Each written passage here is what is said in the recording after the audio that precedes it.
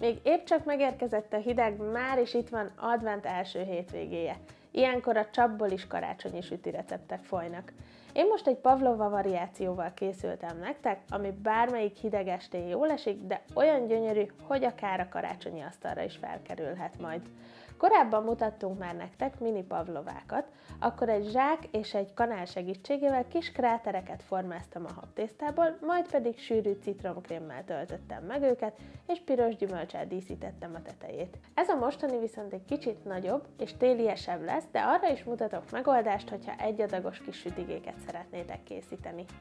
A habtészta legkényesebb pontja a sütés, ezért első lépésként 150 fokra elő kell melegíteni a sütőt. A legfontosabb alapanyag a tojásfehérje.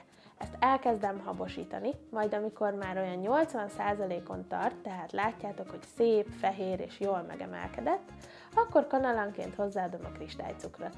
Amikor már nagyon jól felverődött, akkor mehet bele egy csipet só, egy kevés frissen facsart citromlé és egy kicsi kukorica keményítő. Amikor alaposan elkeveredett, akkor kiveszem a gépből. Egy sütőpapírral bélelt tepsire fogom kialakítani a formát. Mi most arra gondoltunk, hogy egy 4 csücsökből álló, kicsit adventi koszorúra hajazó pavlovát szeretnénk készíteni, ezért egy kanál segítségével 4 nagy gombócot teszek a tepsire, majd ezeket középen összehúzom, krátereket alakítok a gombócocskáknak a közepébe, majd pedig a 4 nagy kupac találkozásához kisebb halmokat csinálok, amiben majd szintén fog kerülni krém és díszítés. Említettem korábban, hogy mutatok majd egyadagos verziót.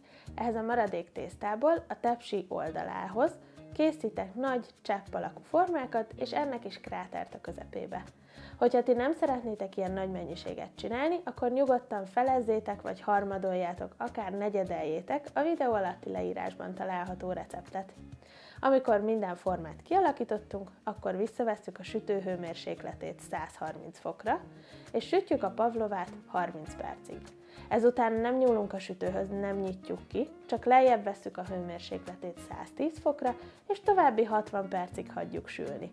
Ha ez is megvan, akkor egész egyszerűen elzárjuk a sütőt, és ott hagyjuk a pavlovát várni. Higgyétek el nekem, megéri a várakozást, nagyon szép lesz és nagyon finom. Amikor majd végre ki lehet szedni a pavlovát a sütőből, akkor sűrű vaníliakrémet és forradborban posírozott körtét szeretnék beletölteni. Ehhez a körte tovább készül, úgyhogy azzal fogom kezdeni. Egy nagyobb méretű lábasba beleteszek egy fél vaníliarudat és annak kikapart magjait.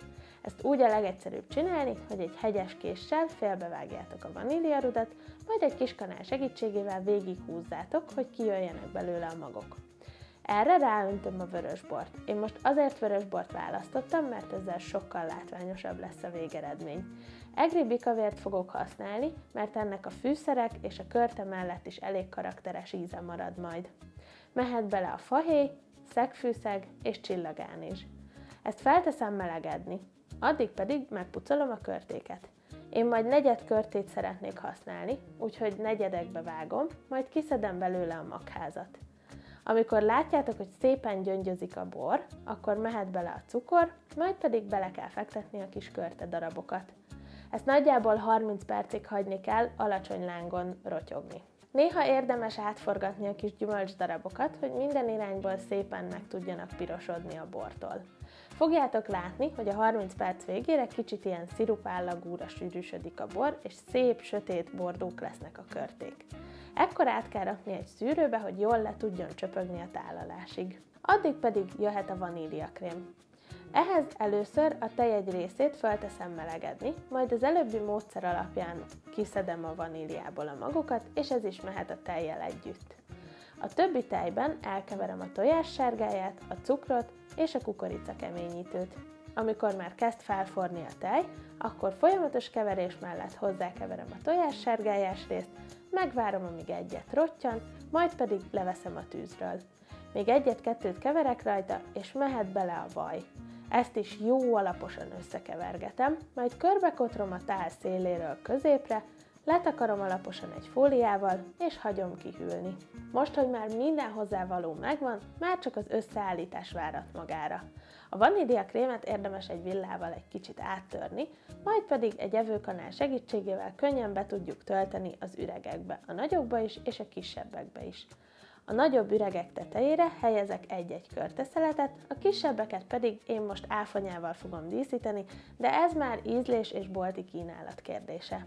Az egyadagos kis pavlováknál is ugyanezt a módszert követem, egy kevés vaníliakrém, majd a tetejére körte és egy-két szem áfonya, hogy szép legyen. Az is ízlés dolga, de én meglocsoltam egy nagyon kevés sziruppal, egy kis kanál segítségével az egésznek a tetejét. Szerintem nagyon látványos lett a végeredmény, és ennek ellenére nem is volt annyira bonyolult. Oké, kicsit türelmesnek kell lenni hozzá, de mellette ugye tudunk csinálni egy csomó minden mást, a pavlova meg hadd süljön egyedül a sütőben. A 4 körte szerintünk nagyon szépen mutatja az adventi koszorú formáját, ugyan 4 hétig nem áll el, de az első gyertyát meggyújtani mellette biztosan hatalmas öröm. Hogyha ti is szeretnétek elkészíteni, akkor a videó alatti leírásban megtaláljátok a receptet. Ha tetszett idei adventi sorozatunk első része, akkor nyomjatok egy lájkot, ha pedig nem szeretnétek lemaradni új tartalmainkról, akkor iratkozzatok fel a csatornánkra, és találkozunk legközelebb is. Sziasztok!